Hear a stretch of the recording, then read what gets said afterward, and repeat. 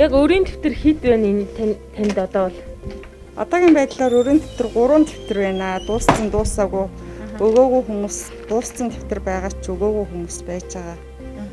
Хамгийн сүүлийнх нь юм уу? Тий, хамгийн сүүлийн дэвтэр нь Тогтмол аваад өгдөхгүй байл бас байгаа юу? байна. Амжиргааны төвшин бол гэр хороолт бол нэлээд доогуур олж байгаа.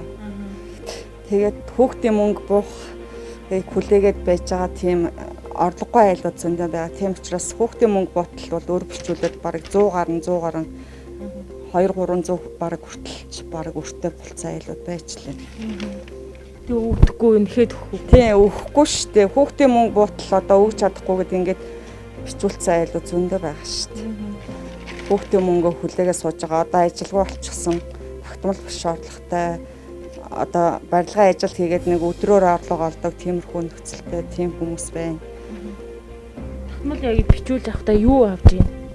Хүнсний юм л аав штэ. Тэгээд грамаар голцоо 9 сахар урал бодоо одоо тийм байдал руу орсон штэ. Уул нь грамын юмнаас бол болцсон байсан. Тэгээд одоо сүүлийн үед бол грамын юмд айгүйх явдаг болж байгаа. Нэг айл үр тавьчаад дахин орж иж үр тавих тохиол бас байгаа юу? Бага штэ. Нэмэл яваад байгаа штэ. Өрийг бол ер нь нэмэл өрнөөс өрний хооронд нэмэл өгөөгүй өрн дээр нэмж бичүүлээл тэгэл яваад байгаа штэ. Тэгээ юу гэж хэлж яах вэ? Хүүхдийн мөнгө буухаараа өгнөөл. Хүүхдийн мөнгө буухаар ордогтой болохоор цалин мөнгөтэй болохоор цагийн ажил олоод барилгын ажил хийгээд ирэхээр өгөн төлнө гээл. Тийм тэгэл хаасаа оноо гээ. хаасаа оноод байна. Одоо бол өвлгийн нөхцөлд бол бүр хүнд тогны мөнгө түлээ түлш хоол хүнс гэд ирэхээр 100 бол бас харьцангуй гайгүй нөгөө барилгын ажил цагаар ажилдаг ажлууд олдно. Улирлаараа тийм өөр. Өвлийн нөхцөлд бол гэр хороолт бол бүр хүнд болж байгаа.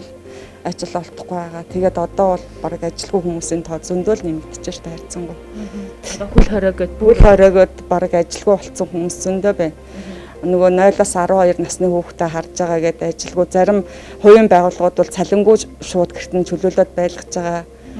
Яг улсын төрийн албаа хаагчд бол цалинтай байгаа л байх. Тэгтэл цалингаа тавьж чадахгүй нөхгүй байх гэсэн хүмүүс зөндөө байна. Жижиглэнгийн бараануудаас өөр юу авж ийн одоо гурил будаа бас грамалж авч ийн гэж хэлж байна. Жижиглэнгийн бараануудаас одоо нэг боломжтой айлууд нь нохооны хоол гээд авдаг илэг уушиг бөөр зүрх бөөгнүүлээд бооцсон 1000 заримдаа 1000 хэдэн 100 болдог. Тэр бүтээгдэхүүнийг бол боломжгүй айлууд нь хүнсэндээ хэрглэж байгаа. Манай их хурлын гишүүд талхныхаа үнийг мэдэхгүй сууж хахад 1000 төгрөг хүрэхгүй үнээр хүмүүс оройнхоо хоолыг хийх гэж сууж байгаа.